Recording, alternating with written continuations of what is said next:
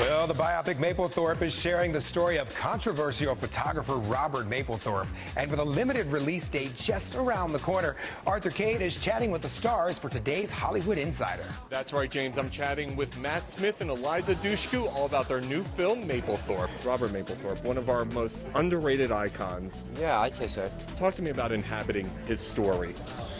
Well, you know, his story was completely fascinating to me, as was his art, as was New York in the 70s, really, and all of those things collectively made the project very interesting, I mean, I was just completely arrested by his skill and his craft and his kind of dedication to his work. What gives you solace?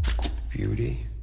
Knowing that my work will outlive me. When you play someone who existed, a real-life person, these are people that other people are aware of. How do you make something like that your own? It's a very good question. I mean, you know, it's a fine balance. You tread that line between as much research and immersing yourself in the person as much as possible, so you give a very clear version of them, so we go, oh yeah, that feels like Prince Philip, or oh, yeah, that sounds a bit like Robert Mapplethorpe. But also I think you have to allow another 50% that is your own invention day to day on a film set. In church, I found God, and now Polaroid.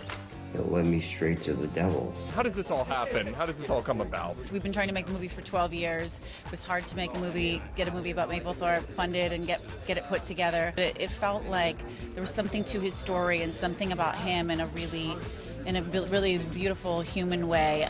You know, Susan Sarandon once said, you know, I want to see the Robert that was my friend and that was so kind to people, and so we wanted to see more kind of sides to this controversial artist. For Celebrity Page, I'm Arthur Kade.